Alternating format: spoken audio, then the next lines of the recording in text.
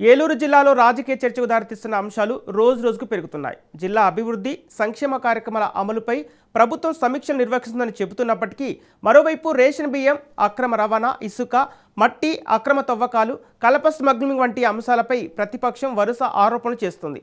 ఈ ఆరోపణలు ప్రభుత్వం ఖండిస్తుండగా ప్రజల్లో మాత్రం వీటిపై స్పష్టత ఇవ్వాలనే డిమాండ్ వినిపిస్తుంది.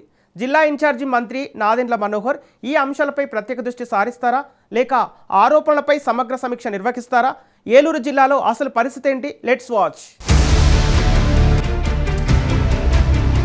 ఏలూరు జిల్లా అభివృద్ధి కార్యక్రమాలతో పాటు రాజకీయంగానూ ఎప్పుడూ హాట్ టాపిక్ గా ఉండే జిల్లా. ఈ జిల్లాకు ఇన్ఛార్జి మంత్రిగా ఉన్న నాదెండ్ల మనోహర్ తరచూ అధికారులతో సమీక్షలు నిర్వహిస్తూ అభివృద్ధి పనులపై దృష్టి పెడుతున్నారని ప్రభుత్వం చెబుతోంది.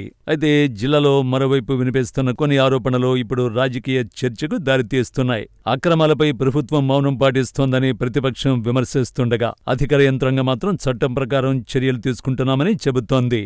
దీంతో జిల్లాలో కొన్ని అంశాలు రాజకీయ దుమారం రేపుతున్నాయి. ఏలూరు జిల్లా వ్యవసాయం, పరిశ్రమలు, గోదావరి పరివాహక ప్రాంతాలు, ఏజెన్సీ మండలాలతో ప్రత్యేక గుర్తింపు పొందింది. అదే సమయంలో పౌర సరఫరాలు, సహజ వనరుల పరిరక్షణ, రెవెన్యూ పరిపాలన వంటి అంశాలు ప్రభుత్వానికి సవాళ్లుగా నిలుస్తున్నాయి. ఇటీవల ఈ అంశాల చుట్టూనే రాజకీయ విమర్శలు కూడా పెరుగుతున్నాయి.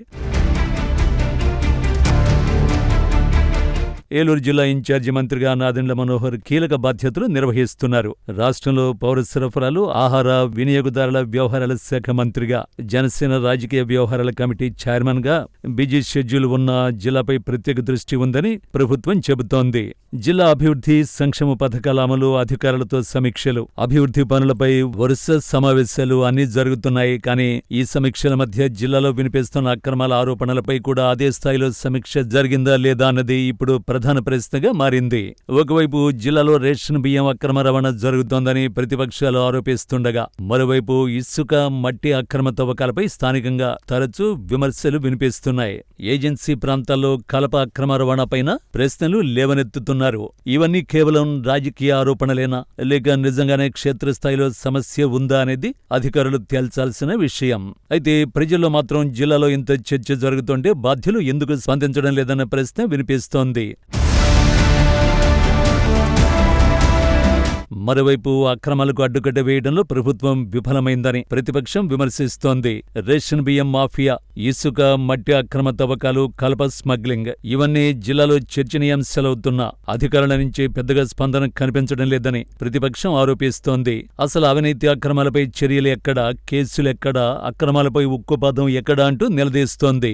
జిల్లా ఇన్ఛార్జి మంత్రి హోదా అంటే కేవలం సమావేశాలకు హాజరు కావడమేనా, లేక జిల్లాలో జరుగుతున్న ప్రతి కీలక అంశంపై నిఘా పెట్టడమా అనే చర్చ రాజకీయ వర్గాల్లో జరుగుతోంది. కూటమి ప్రభుత్వం 2 ఏళ్లు పూర్తి చేసుకున్న ఈ సమయంలో ప్రజా సమస్యలు, అక్రమాల ఆరోపణలపై మంత్రి స్వయంగా స్పందించాలని పలువురు కోరుతున్నారు. జిల్లాలో జరుగుతున్న పరిణామాలపై ప్రత్యేక సమీక్ష నిర్వహించి వాస్తవాలు బయటపెట్టాలని, అక్రమాలకు పాల్పడుతున్న వారెవరైనా ఉంటే కఠిన చర్యలు తీసుకోవాలని జిల్లావాసులు డిమాండ్ చేస్తున్నారు.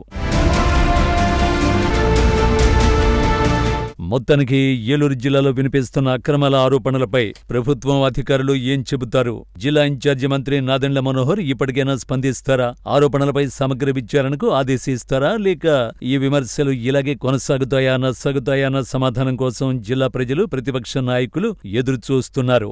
రాజకీయ విశ్లేషకుల అభిప్రాయం ప్రకారం ప్రజలు చర్చనీయాంశంగా మారిన అంశాలపై ప్రభుత్వం పారదర్శకంగా స్పందిస్తే అనుమానాలకు తెరపడే అవకాశం ఉంటుంది.